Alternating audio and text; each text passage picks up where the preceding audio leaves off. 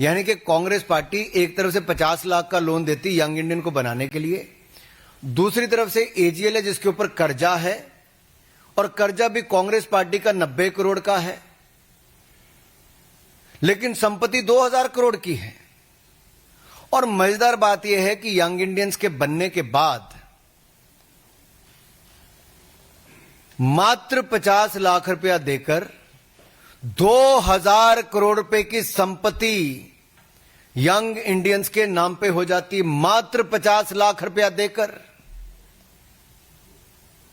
और जो बकाया 89.50 करोड़ 99 करोड़ 50 लाख रुपया जो बाकी था वो कांग्रेस पार्टी माफ कर देती है। अब सवाल खड़ा यह होता है, क्या कांग्रेस पार्टी लोन दे सकती है? क्या कोई पॉलिटिकल पार्टी लोन दे सकती है? सबसे पहला सवाल तो यही है। और लोन दिया तो क्या उस पर ब्याज भी लिया जाता था कि नहीं लिया जाता था? अब नेशनल हेराल्ड है क्या? It's not a daily newspaper, यह दैनिक अखबार नहीं है। It's a non regular paper. ऐसे एक तो वीकली पेपर है और वो भी छपता है। क्या छपता है? यहां पर इतने सारे पत्रकार, आप में से कोई नेशनल हेराल्ड से है क्या? कोई नेशनल हेराल्ड पढ़ता है क्या? अखबार वैसे तो कागज पे छपता है, लेकिन कुछ कागजी अखबार होते हैं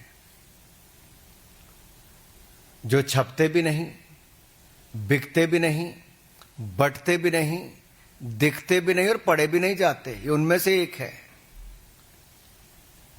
और जो कांग्रेस के राज्यों के मुख्यमंत्री इसके लिए चंदा देते हैं, चंदा मीन्स विज्ञापन देते हैं, चंदा नहीं विज्ञापन, वो विज्ञापन किस आधार पर देते हैं? दैनिक अखबार जिनके बहुत सारे अलग अलग जिलों के संस्करण निकलते हैं, उनको चवन्नी मिलती है और नेशनल हेराल्ड को चांदी के सिक्के मिलते हैं। और मेरे अपने राज्य हिमाचल प्रदेश में बड़े बड़े दैनिक समाचार पत्रों को जो नहीं मिलता, यानी कि उनको चवन्नी मिलती है और नेशनल हेराल्ड को चांदी के सिक्के मिलते हैं। और वहीं पर प्रदेश के मुख्यमंत्री जिन्होंने बड़े बड़े वायदे किए थे, या कांग्रेस पार्टी ने, वो 10 गारंटियां आज तक पूरी नहीं हुई। ना महिलाओं को पैसे मिले, ना डीए की किश्त मिली, ना बाकियों को गोबर खरीदा गया, ना दूध खरीदा गया, जो दाम देने थे वो भी नहीं दिए। उसके लिए पैसा नहीं है, लेकिन नेशनल हेराल्ड को विज्ञापन देने के लिए पैसा है। तीसरा,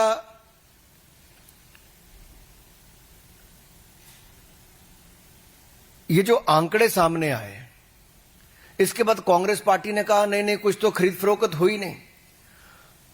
ईडी की चार्जशीट में बहुत साफ है, अपराध का प्रकार, अपराध की तिथि, अपराध का समय, अपराध की जगह, लेन देन का अपराध, अपराध के बारे में सारी जानकारियां ईडी ने फैक्ट्स एंड फिगर्स के साथ अपनी चार्जशीट में रखी है। और ये कांग्रेस का क्राइम है। This is a Congress model of corruption, where a weekly newspaper is getting much more amount than the daily newspapers, and a paper which is not even published at times.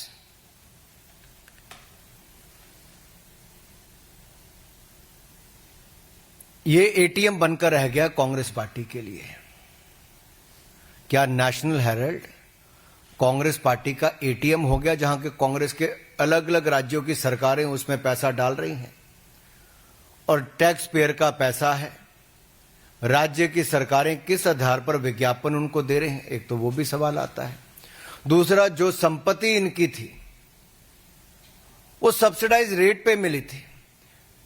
Mumbai की हो, दिल्ली की बहादुर शाह जफर मार्ग की हो, लखनऊ की हो, इन सारी और देश भर के अन्य संस्थानों में, अन्य जगह पर जो भी इनको प्रॉपर्टीज दी गई, वो करोड़ों अरबों रुपए की प्रॉपर्टीज हैं। वो अखबार चलाने के लिए दी गई थी, सब्सिडाइज रेट पे दी गई थी। क्या उनसे किराया लेने का काम किया जा रहा है कि वो किराया भी फर्जी उतना ही है जितना फर्जी न्यूज़पेपर छापने के आंकड़े हैं? वायदे भी फर्जी, इनके नेतृत्व भी वैसा, आंकड़े भी फर्जी। और अब क्या किराया भी फर्जी है? क्या ये कांग्रेस के लिए मुद्रा मोचन स्कीम बन गई है? And as I said earlier, is it a ATM for Congress party, where Congress ruled governments are giving money or depositing money through the advertisement?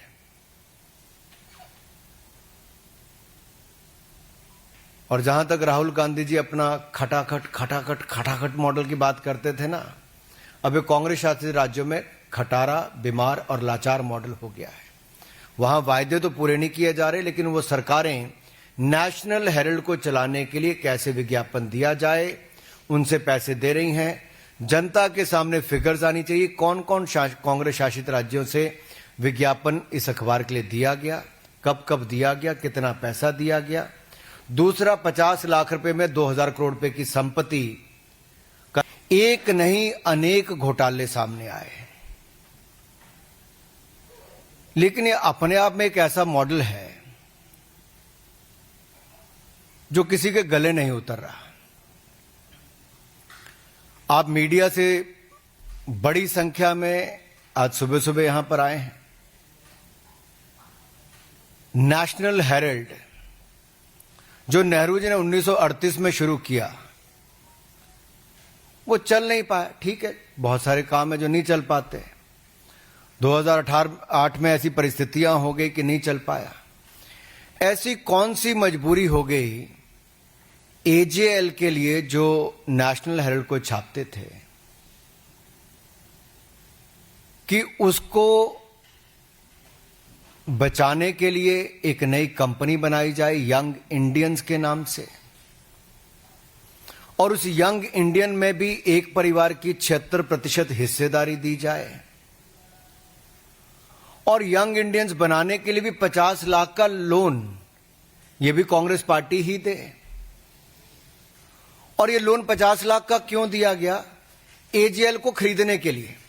यानी कि कांग्रेस पार्टी एक तरफ से 50 लाख का लोन देती यंग इंडियन को बनाने के लिए, दूसरी तरफ से AJL है जिसके ऊपर कर्जा है, और कर्जा भी कांग्रेस पार्टी का 90 करोड़ का है, लेकिन संपत्ति 2000 करोड़ की है। और मजेदार बात यह है कि यंग इंडियंस के बनने के बाद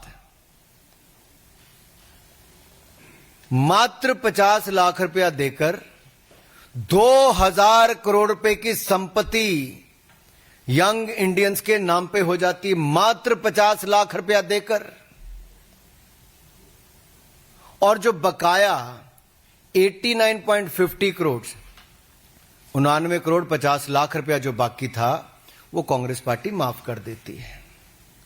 अब सवाल खड़ा यह होता है, क्या कांग्रेस पार्टी लोन दे सकती है? क्या कोई पॉलिटिकल पार्टी लोन दे सकती है? सबसे पहला सवाल तो यही है। और लोन दिया तो क्या उस पर ब्याज भी लिया जाता था कि नहीं लिया जाता था? अब नेशनल हेरल्ड है क्या?